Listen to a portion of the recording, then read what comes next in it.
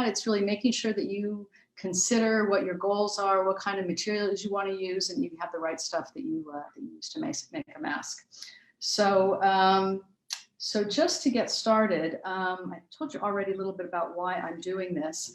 I also, I'm in a country where we don't have to wear masks, where actually they're really not emphasizing that at all. In fact, there's kind of a sense that, well, maybe it's not safe to wear a mask. So it was another reason that I wanted to really play with it, because of course it's really up to us and the choices that we make and the situations that we're going in. It's not a replacement for social distancing or anything like that. But my sense is that we're going to be out in the world at some point again, and that we may want to have masks. So a mask might be something that you wear, but it might also just be something that you want to have. I'd really like everyone to have masks so that they can hand them out to people or do whatever they want to do with it. So one of the things that I've discovered along this process, of course, I started out with, you know, some cotton fabric that I had upstairs. This was my very first mask that I made. Somebody told me it looked like something out of The Handmaid's Tale. So, you know, people are sometimes really kind of have a thing about how your mask looks, or, you know, any of that kind of stuff. But what I started to discover is that there started to be communities that were actually forming, like on Facebook in the Netherlands. We have communities for the different provinces. So anybody who wants to make masks can kind of go out there and say, listen, I've got 20 or I've got 30, or who needs one. And then people who are in risk groups or have relatives in nursing homes or any of that kind of stuff can go in and say, hey, I need 6, I live here, and whatever. And that's been really, really moving to me to see that kind of develop. Because when I first started out, I thought, well, I'm here in the Netherlands, but I'd like to protect my family in California. So maybe if I make masks here, maybe I can start to find the people in California who can make masks for my family, right? And all that kind of thing. And I really see that kind of community response developing. Of course, that's what we're about as Democrats Abroad, is really creating community and reaching out and sharing what we know with each other and making things happen. So that's been really, really terrific. What I first did when I started making masks was I looked around to see kind of how I would make one, right? And I first saw a couple of resources where I thought, man, that looks really difficult. And there's these square ones that you often see that have pleats in them. They kind of open up, and I thought, okay, that looks like I could do that or something like that. But I then found a series of videos from a quilting store in Washington State, where they had the first big outbreak of COVID in the United States. And I really recommend these videos, whether or not you're going to make a mask, because they're really terrific.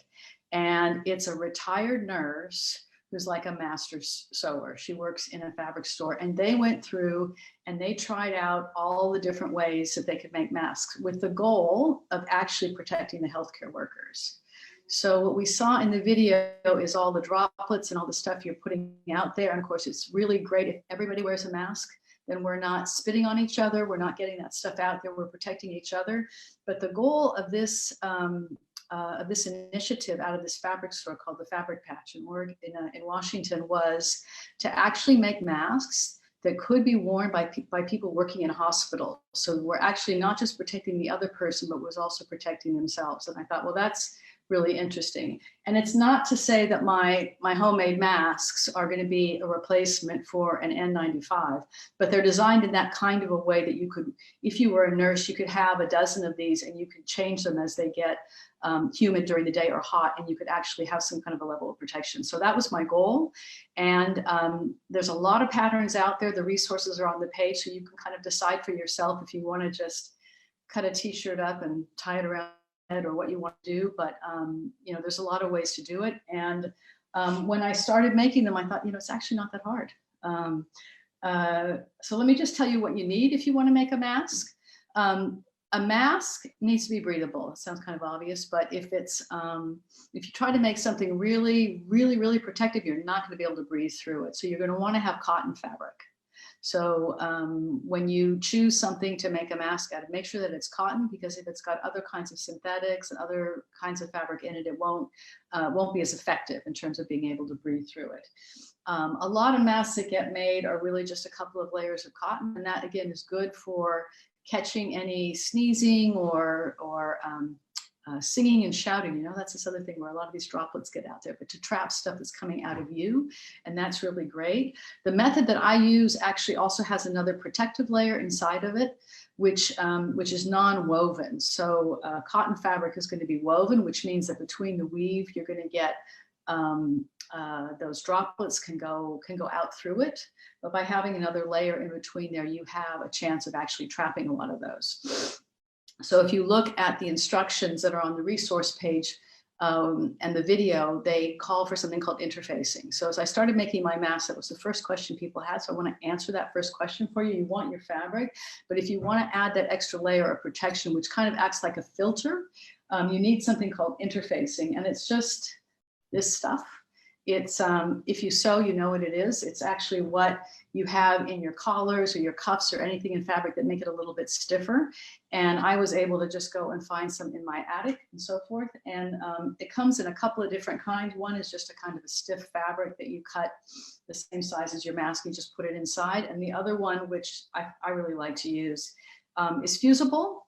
Just, it's kind of a thin thing like this, but you cut it out the same way you would cut out your mask pattern, and then you can iron it onto the fabric. So it's built right in there. And then the mask is washable, so you can, and you should wash it after you're using it, because just as important as having a mask, you want to be sure that you use it properly so that you're not sneezing all over it and then touching it and then going in, I don't know, hugging people, you know, that kind of thing. So you want to be sure that you use good hygiene around them. So, so the first thing you need to make a mask is you need a pattern.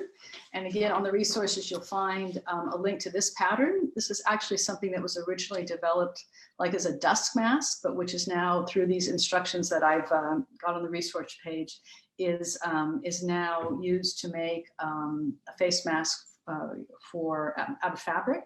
And it comes in 4 different sizes: man, teenage and woman, young kid, and small kid, 3 to 6.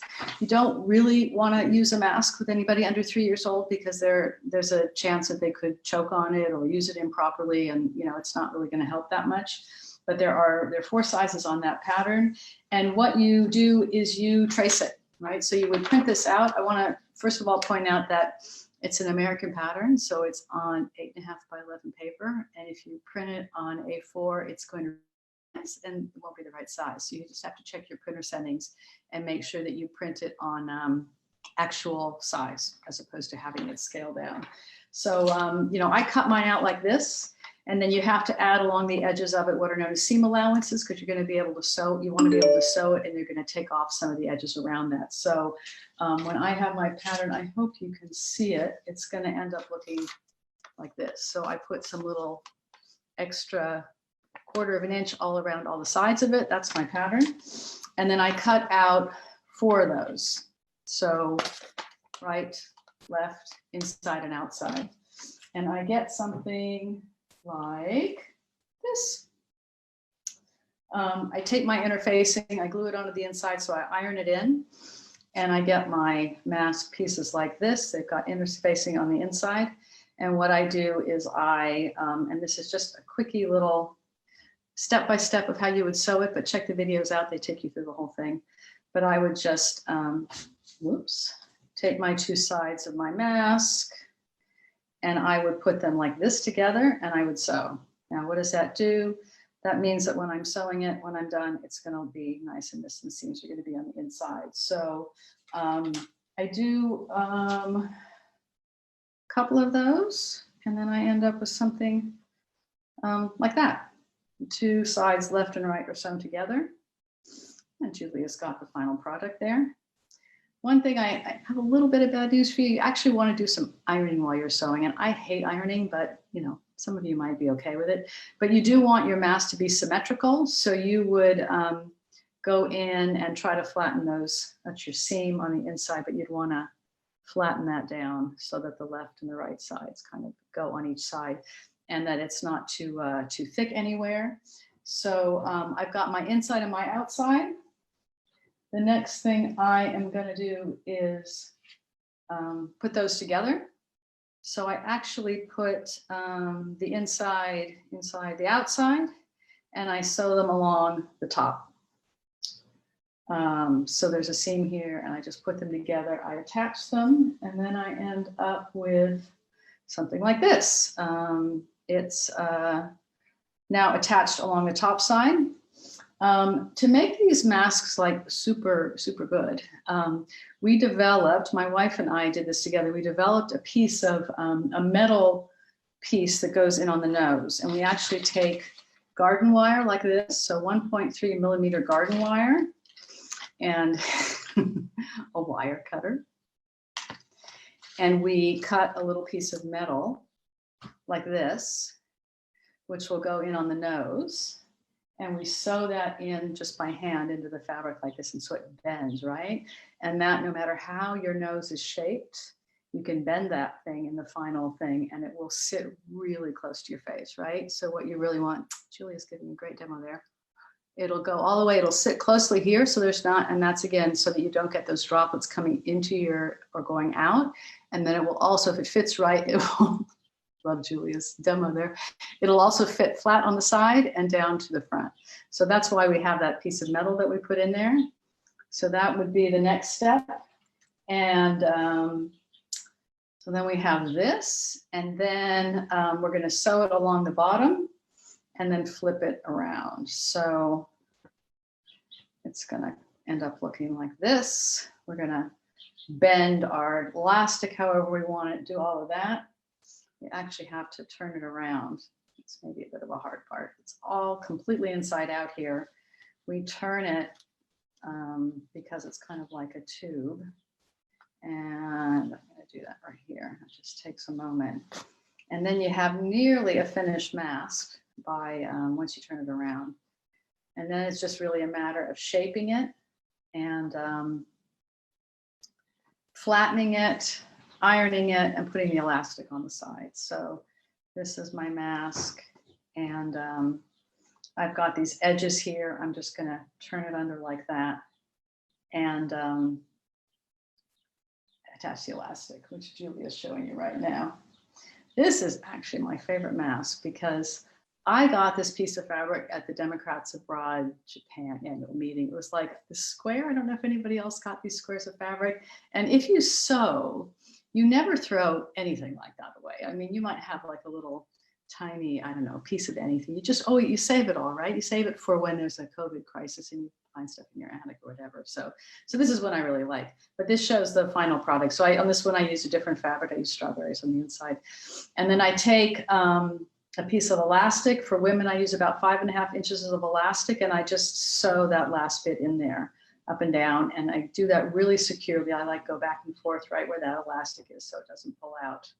And there's different ways to do masks. You know, you see a lot of these masks where people have it going around the back of their head. They have elastic. You know, you can do that with ties, with shoelaces. There's another one, all kinds of stuff. This actually was one that I made from a tea towel, which I'm not too sure about that anymore because I think it might be a little bit too heavy and thick, but I just used the edges of the tea towel that were left over, and you can tie that around like that.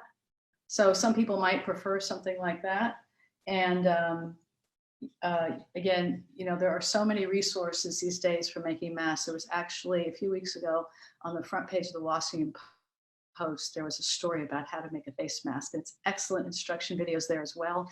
It's a adaptable design from the Parsons School of Design. Is, you know, a lot of people are doing really amazing work to show you how to make masks that are going to really work well with you. So yeah, so that's the one that I make, and I you know, I like it. It's you know, masks get kind of warm when you wear them, so you might also just want to play with maybe making some thinner ones for the summer, or you know, really depending on what kind of settings you're in. I can imagine that if you're, you know, in trains or planes or commuting or things like that, you might want more protection. I would also recommend having more than one if you're out for quite a while so that you can change them.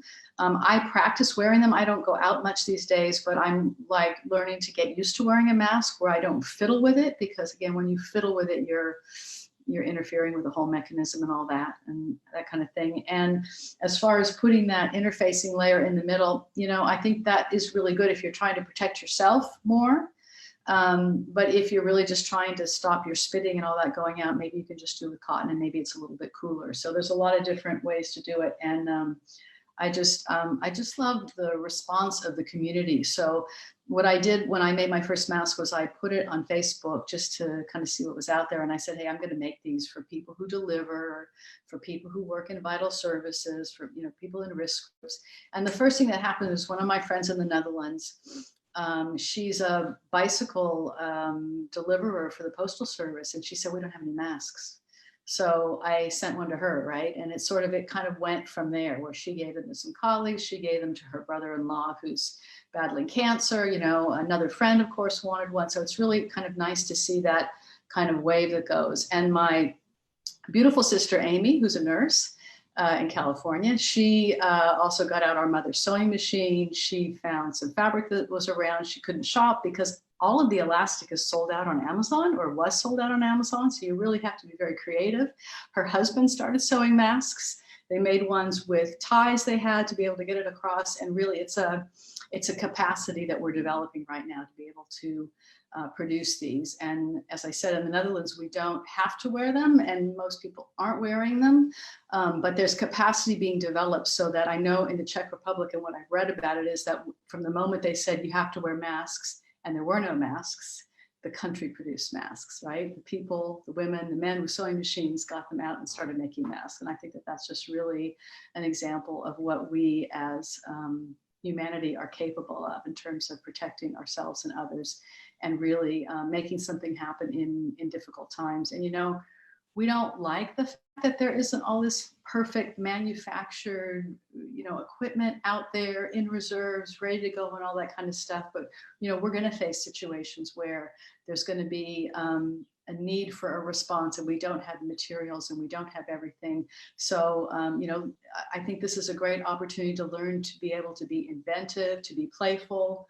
I think I mentioned virtual pride. So most gay prides are pretty much canceled for the rest of the year. So they're all going online and virtual. And, you know, there's absolutely no reason why you can't use a little bit of rainbow ribbon on your mask. You can't decorate it.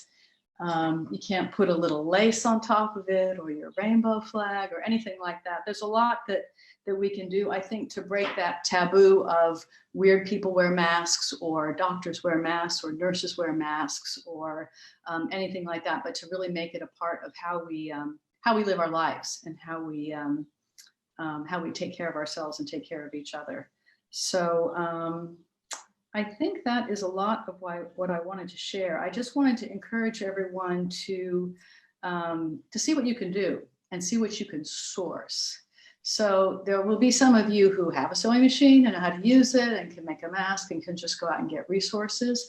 There might be other people who are thinking about learning to sew and all that kind of stuff. I'm sure you can find things online. There might be those of you who are just going to, you know, use your scissors to make them and cut things out and put them around. There's all those kinds of ways to do it. But I think another thing that I think would be really interesting is just to reach out to the people you know, someone in your community, somebody in your circle of friends, one of your neighbors, you know, might have a sewing machine. It probably doesn't even need to be disinfected if it's, you know, in a closet somewhere.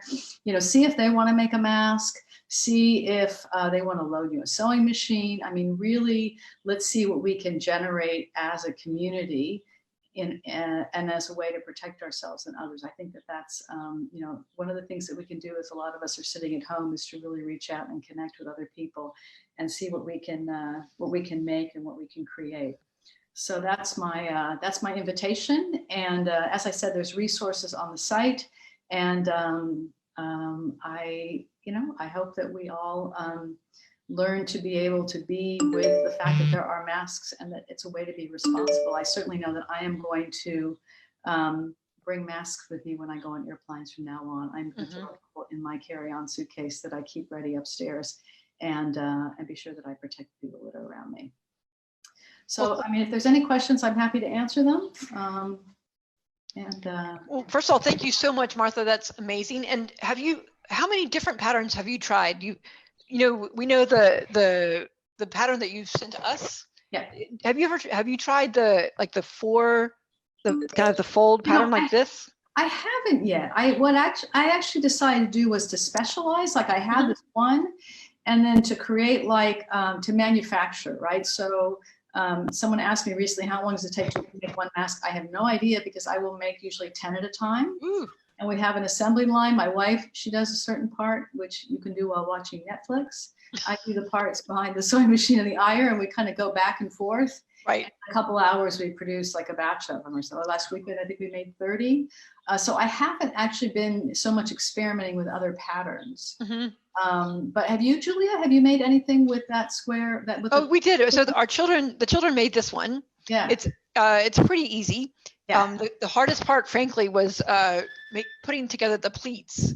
But Right. I don't know why, just a mental block. But we did it, and all you do is you take. It's very simple, and it's probably the simplest version online that you can sew. Yeah. And there's plenty of patterns for it, but in terms of, because it's just a square and it's really about measuring the material, and as Martha really emphasizes, ironing the material too. That's really useful when you're sewing. It came together very quickly for us, and as you can see, it's actually a slightly lighter mask. It's not as heavy in terms of in case your country is getting hotter. Yeah. But and it's really easy for sewing. But there are also a lot of projects online that don't even involve sewing. I think you can cut t-shirt material out, have a little ear hole, twist it, and pop it over your ear, and you have an instant mask. Yeah, indeed. Yeah, I mean, I think that is like one of the most common masks people are going to make. In the Netherlands, these groups that have gotten together to make masks, that's the mandatory pattern to use. And I did put it on the resources page on the LGBT Caucus, because you see it's open. It can kind of, it's not. I know, I don't like it. That's the only problem with it. But some of those masks you can they make them so you can put a filter inside. And I just chose not to do that because I didn't want to be fussing with it. But they're the ones that they do here, they just make the mask, and then they give the users the opportunity to put in like a paper towel, a double layer paper towel, or maybe coffee filter, or vacuum cleaner bags. And there's also in some of the resources, you'll see that there are some questions around the safety of some of these kind of more chemical materials, and that you maybe don't want those near your face and so forth, some of the filters that people are using. But yeah, I mean, that's a very common design, and because it's square and all of that, I think it's actually quite easy to use, and it's really good for protecting others. Right. The one that I have, I think, has the potential to also protect yourself. But that's right. It feels more, and it's actually easier to wear. It doesn't feel like it's going to fall off because of the metal nose piece is very useful. Okay. If anyone has access to the wire, we recommend the wire because it helps keep it on. One of the things, especially when you're wearing glasses, mask will slip down your face. So yeah, well, I'm going to keep making them, and we'll see. I actually also really want to source some more ideas about what people are willing to wear, because I know that's so important. And here in the Czech Republic, I'm sure you guys probably in the Netherlands too, but everyone's making masks to match their outfits. They're what?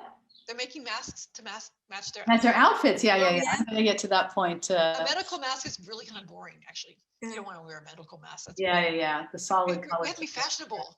I had a question. Speaking of fashion, it was kind of my question. Masks are not required quite yet in Germany. They're strongly recommended. But what people in my community are doing is simply wearing a woman's fashion scarf, a scarf around, like a bandana or something, like a cowboy or something. Is that not adequate? It seems to me the simplest thing, because I have a closet full of lovely scarves, and I would just do that. Is that not? Well, I mean, I think what they say is that anything is better. Anything helps, right? I mean, I think the idea of a mask is it has a certain design, which really kind of keeps a lot of stuff from getting in and out of all of that. But I think, sure, I mean, the scarf absolutely works. Again, cotton is really best if you want to be able to breathe, if you're going to be wearing it for a longer time. But if you're going out for a short period, I think really anything is really good. Yeah, this is. But again, it's something. Yeah. Those of us who don't sew very well. Well, yeah, absolutely. I don't think anybody should feel like they have to have, a prize for their mask or anything like that. But I think it will also vary on, if you're dealing with a situation in your household and somebody gets sick, right? Somebody gets the flu or something like that. I mean, there are going to be situations where you're going to want to protect yourself or others because you have a potential COVID infection, around you, or if you're out and you don't know exactly who you're around, or, there's going to be various kinds of situations that we're going to be in. So there might be situations where where you actually want to have a mask that that you feel is a little bit more protective. But yeah, why not use a scarf? Absolutely. Yeah, the only problem at all with the bandana approach, this one, is it doesn't stick on your face very well. So if you have the chance to have something with the bands around your head, it will hold on longer. You can walk around and wear it. I put a high ponytail and I kind of tie it up there. And yeah, that works too. But it's harder. It's not a fashion statement, but it works. Yeah, and then and I'm sure you guys have also seen where you can put hair gummies, hair bands, sorry, we call them gummies here, on your bandana, and then you just pop it here and you fold it in, and then you can put the gummies behind your ears. That's another option. Oh, that sounds good. That's good. Yeah. But that's if you don't have a sewing machine or access. But it's I mean, as Martha said, there are lots of different options. You want to make sure that it's as close to your face as possible, so that you don't have space for particulates getting out and in. We might need to make some Democrats abroad get out the vote masks. Wouldn't that be wonderful if we could get a screen printing machine? That would be amazing. Just one screen printing machine, we'd be in business, frankly. Thank you, Martha. Martha, thank you so much. We love your mask, and that was great. I'm looking forward to. I still want to try to make one of those. They're harder than what we did, but I love it. We could always go on FaceTime and sew together. Oh, that would be fun. Yeah, and I really appreciate, I mean, what's really great having Julie here, of course, is the Czech Republic is really, I think, ahead of all of us in terms of having made scarves mask mandatory a while ago. And that's really where a lot of the learning is going to come. It's going to be so important to learn from each other how to do this, right? I mean, not to put a mask on and go out and not like it and throw it off, but to really kind of learn how to use it in the best possible way. So that's really. Yep. And you know what? The amazing thing is that as soon as the policy went into place, everyone's attitudes instantly shifted. It went from people were making fun of people for wearing masks to the very next day, everyone was wearing a mask on the street.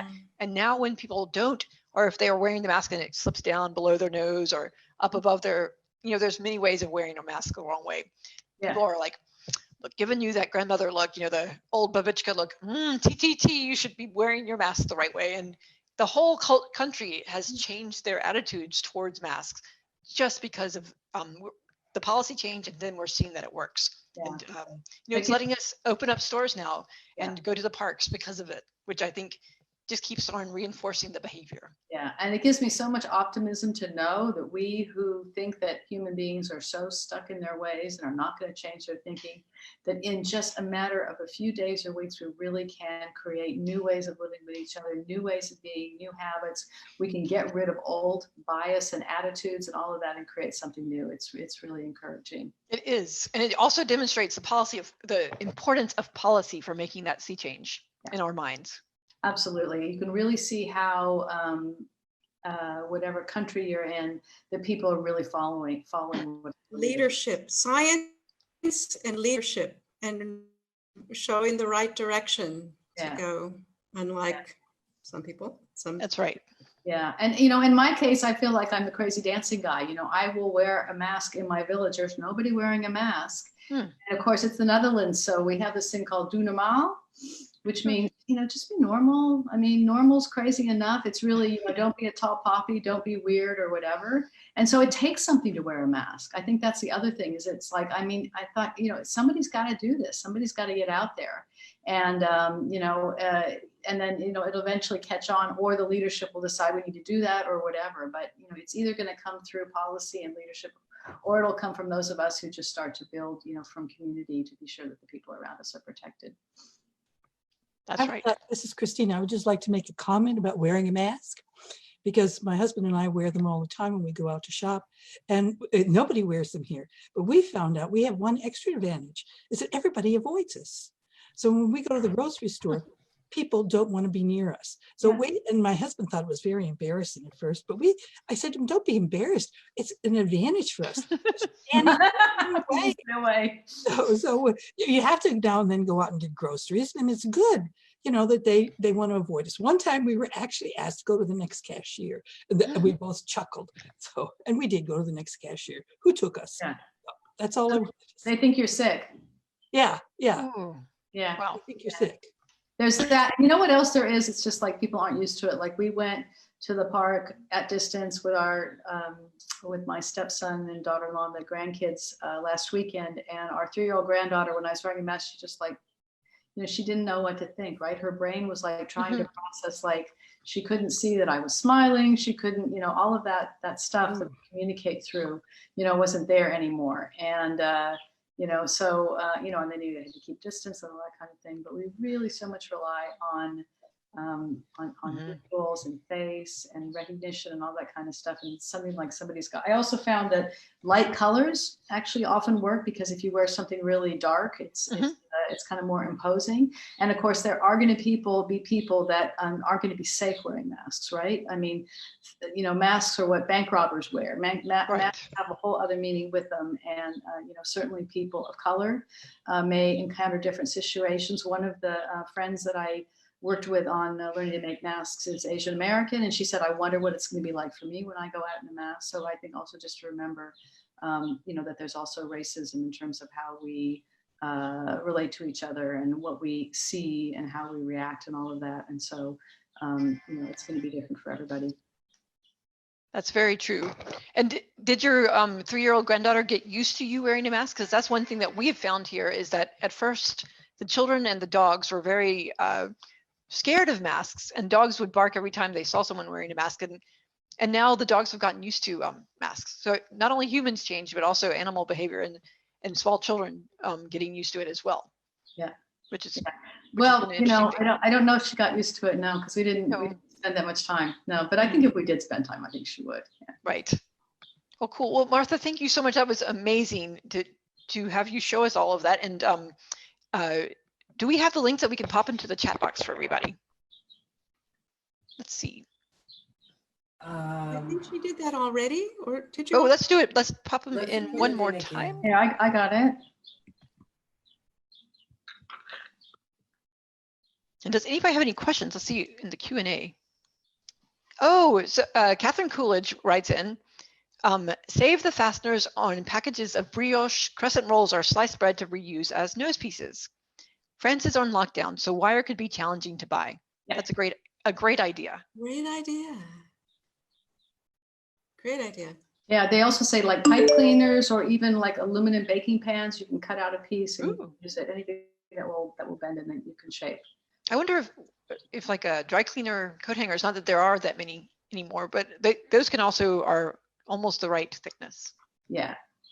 Yeah, you want it to be really bendable in a couple of different dimensions. So it might be, yeah, some of those actually coat hangers might be just. But it's great to have, if everybody noticed our Martha's, she had a little loop at the end so that the pokey part wouldn't tear through the material. Yeah. Oh, yeah. So we can sew it on so we can attach it. Yeah. And that's right. So it doesn't slip too much. They're not too hard to make if you have some garden wire, or if you know someone who has garden wire. You know. Exactly. And one other thing is, in terms of washing, if you don't want to put your mask in a washing machine because you know it could bend the metal material, etc. One thing that is recommended is that you put your mask in boiling water and cook it. So a lot of people here, we cook our masks at night. Yeah, 90 degrees they say. Yeah, put them in really hot water. Or or in the wash with soap and water. Because the only problem with washing machines is that with the metal wire, it will get skewed, and so you just pop it on the cook stove, plenty of water so it doesn't touch the bottom, and you stir it up and cook it, and then you're done. Make sure you cook it for 5 minutes. I'm learning a lot. Okay. Well, cool, guys. Okay. Yes, thank you very much, Martha. That was really great. I definitely want to make a mask. For sure. Shall we have some commercials? A couple of commercials. Huh? Yes, I think so. I also wanted to just say that the last Facebook Live video stopped. It timed out or something. But we had 5,300 views. Ooh, yay! So, yeah, like we are cooking with gas. So let's keep the show rolling. Let's have what's Democrats Abroad all about? Yes. Show us? Yes. All right. I'll show you that video. Oh, I don't know. No, what were you going to show? I was going to show a message from Representative John Lewis. Oh, okay. Quickly, if that's okay. All right. Let us. Bloody heck. That is not really what people say. Hang on. I have too many videos like I'm on my screen. Here we go.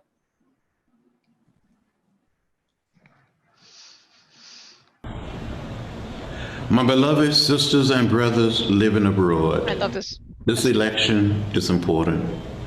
Oh, this midterm election is very important. It may be the most important election of our lifetime. If we want to continue to move forward and not go backward, we have to vote. We have to participate. We need you to turn out and vote like we never voted before. Vote for full employment. Vote to protect the environment and save this little planet for generation yet unborn. We need you. You may be living abroad, but you can help determine what happened in your country, what happened to the women, to children, to those who have been left out and left behind. It is your calling, it is your mission, it is your obligation to get out there and participate. Your vote will count, and it must count to help make America better for all of our citizens, but no one will be left out or left behind. The vote is precious. It is almost sacred. I don't need to tell you, it is the most powerful nonviolent tool we have in a democratic society, and we must use it. Thank you very much.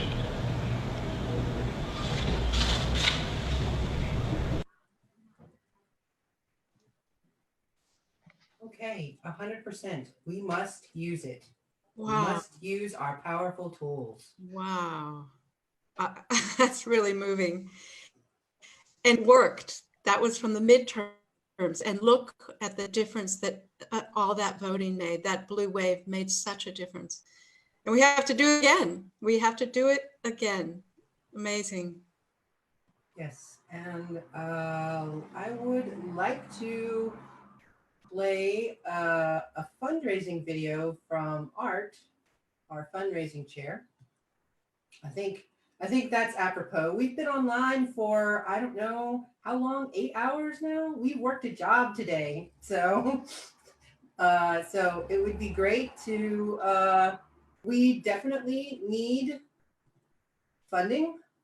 DemocratsAbroad.org/donate is the link. If you could, yes. Yeah, Art's already got it in the chat. Thank you, dear. I will share the video now.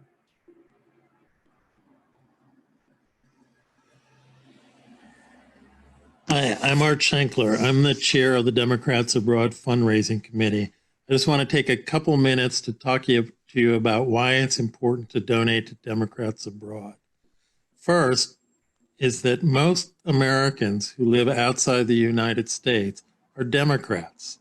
There's a lot of statistical evidence for this, and that makes it all the more important to help get out the vote overseas, because most of those votes, the large majority of them, will be Democrats.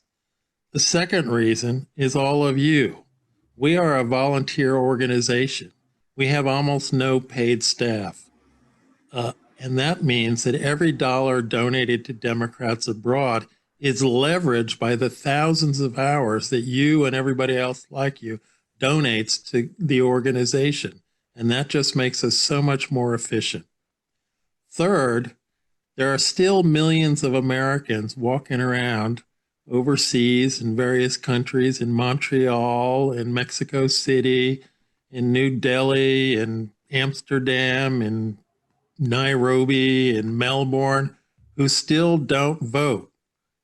Most of the time, it's they don't even know that they can vote. And that's why it's important for Democrats abroad to get that message out to all those Americans, letting them know that they can vote and letting them know how important it is that they vote. And hopefully vote Democratic. And we can do that by spending money and using volunteer time like yours to help get out the vote, whether it's paying for phone calls on our phone banking operations or paying for advertising on social media. And let me just say, that's a particularly efficient way of getting out the vote. In recent elections, we've shown that for every $1 to $2 that we spend on social media advertising, we get another vote through Vote from Abroad. And that's great, and that's efficient, believe me. I don't compare it to other campaigns or anything else, but let me assure you that's a very efficient cost ratio for getting out the vote. So, how easy is it to donate? It's pretty simple. Just go to www.democratsabroad.org/donate. And it takes about 2 minutes. And once you're done, whether you give $5 or $5,000, every dollar is valuable. And I'm sure you will feel a deep sense of satisfaction when you did. And when you finish donating, the next big step is to ask other people to donate. I know it sounds difficult, but it really isn't. Most people are happy to get a call asking them to donate. The worst they can do is say no. But a lot of times people say, thank you, that's a great idea. I'd like to leverage my vote. I'd like to multiply my vote by donating to Democrats abroad to help us get out the vote. So with that, I leave it to you to help us raise money and get out the vote and do the work that you want to have done by your caucuses. Getting people out to vote and electing Democrats will help the work that we all want to see done, whether we're in the Black Caucus or the Hispanic Caucus or the Women's Caucus.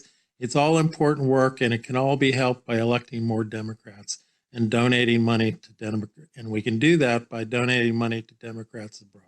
Thanks. Any questions for me, you can write me at art@democratsabroad.org. Thanks a lot. Have a good rest of the webinar. Thank you, Art. That was amazing. Thank you, Lori, for making that video. That was wonderful. Thank you. Inspires me. Yes, I hope it inspires everyone. Let's take a look while we're still waiting, right? Yeah, it's not quite time. We have a quick video from the UK. And yeah, let me just share that for a second. This is about why we vote, or why they are voting.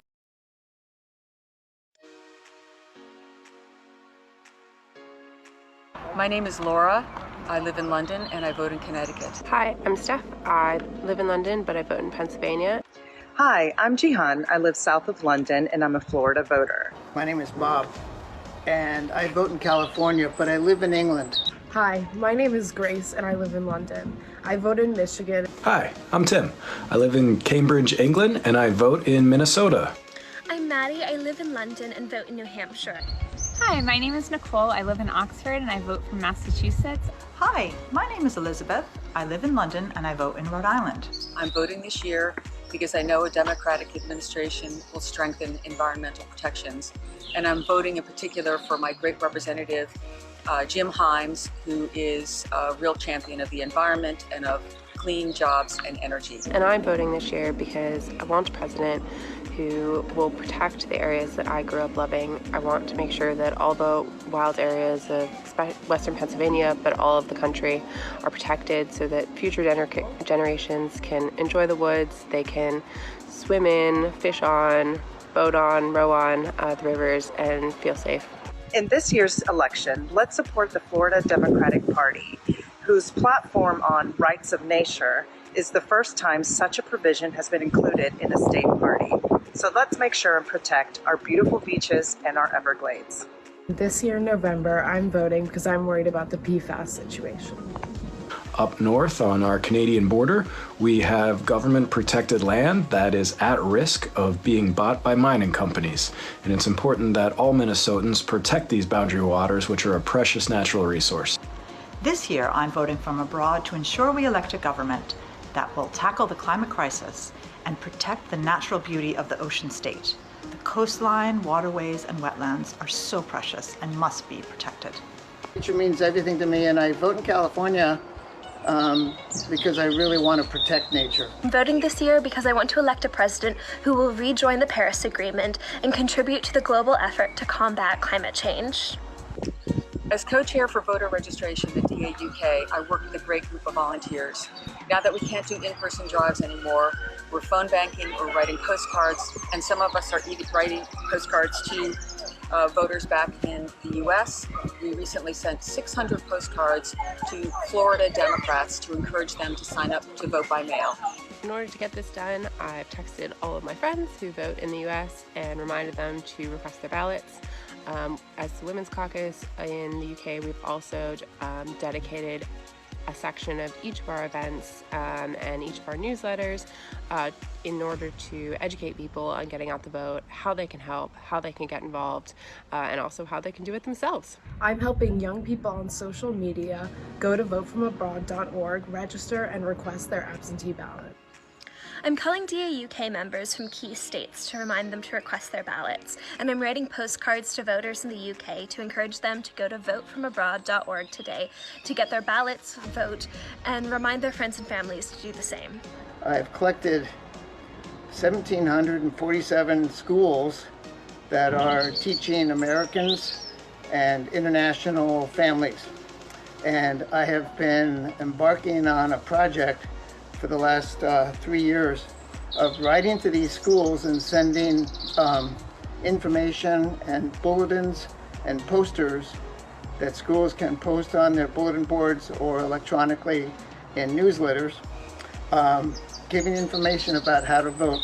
I've been training other DA UK members to phone bank to our voters that vote from swing states so that they will request their ballots on votefromabroad.org.